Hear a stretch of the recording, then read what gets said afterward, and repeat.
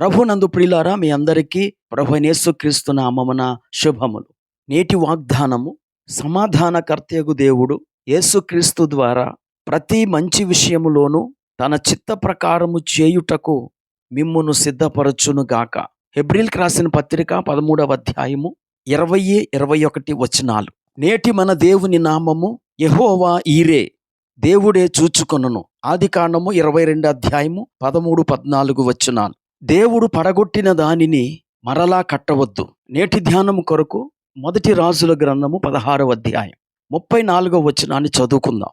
అతడు దాని పునాది వేయగా అభిరాము అను అతని జ్యేష్ఠపుత్రుడు చనిపోయెను. దాని గౌనుల నెత్తగా సెగూబు అను అతని కనిష్ట పుత్రుడు చనిపోయెను.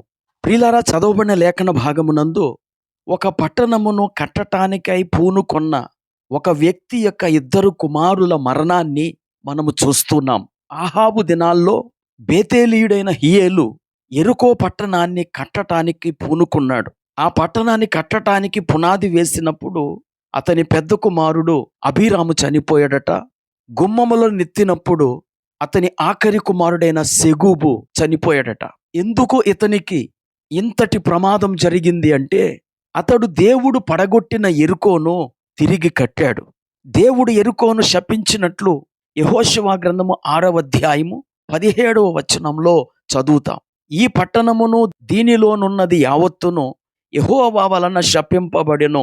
గనుక యెహోషువ 26వ వచనములో ప్రజల చేత ఇలాగు ప్రమాణం చేయించాడు: ఎవడు యెరికో పట్టణమును కట్టించ పూనుకొనునో వాడు యెహోవా దృష్టికి శాపగ్రస్తుడగును.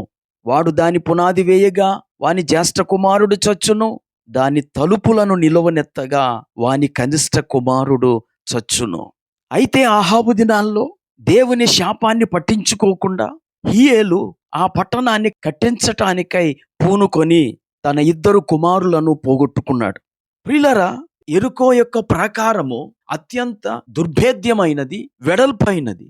ఆ గోడ మీద రాహాబని వేశ్య ఇల్లు కట్టుకున్నది. అంతటి పటిష్టమైన ఆ ప్రాకారమును దేవుడే పడగొట్టాడు. యెహోషువ గాని అతని సైనికులు గాని గుణపములు, పారలు, బాంబులు, బుల్డోజర్లు ఉపయోగించకుండానే కేవలము యాజకులు బూరలు ఊదగా ప్రజలు ఆర్భాట ధ్వని చేసినప్పుడు యెరికో కోట గోడలు కూలిపోయాయి. ప్రియులారా, దేవుడు పడగొట్టిన దానిని కట్టుట మనకు ప్రమాదం. మీకా గ్రంథము 2వ అధ్యాయము 13వ వచనంలో మన దేవుడు ప్రాకారములను పడగొట్టువాడని వాగ్దానం చేయబడింది. దేవుడు పడగొట్టిన కోటలు ఏమిటి?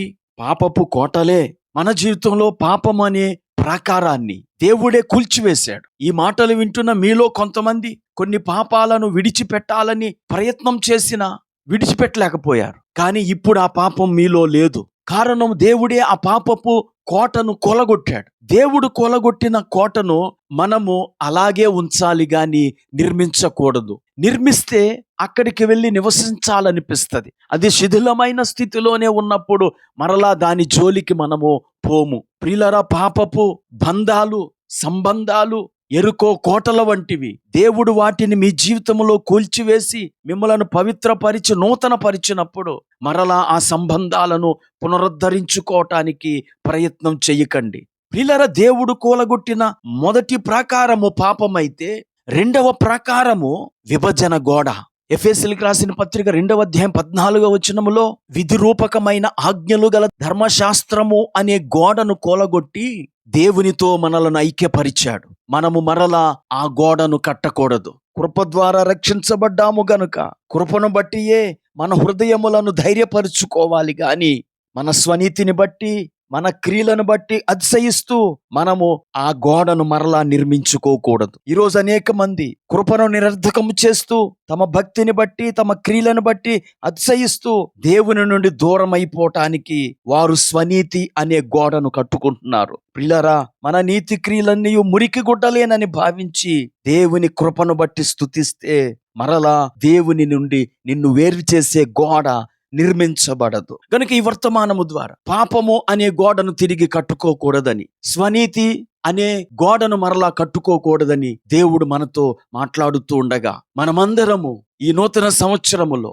దేవుడు మన జీవితంలో దూరం చేసిన పాప బంధాలను పునర్నిర్మించుకోనకుండా స్వనీతిని మనం ఆశ్రయించకుండా దేవుని యొక్క కృపలో కొనసాగుదాం. ప్రార్థన చేసుకుందాం. కృపా కనికరం కలిగిన మా తండ్రి, నీకు వందనం. ఇంతవరకు నీ వాక్యము ద్వారా మాతో మాట్లాడారు. ఎవరైతే స్వనీతి అనే గోడలను తిరిగి నిర్మించుకుంటున్నారో, మానివేసిన పాపములను తిరిగి పునర్నిర్మించుకుంటున్నారో, వారి నిర్మాణాలను ఆపి వారు నీతో సత్సంబంధాలు కలిగి పరిశుద్ధులుగా జీవించు కృపను అనుగ్రహించమని యేసుక్రీస్తు నామమున ప్రార్థించి వేడుకుంటున్నాము. ఆమేన్.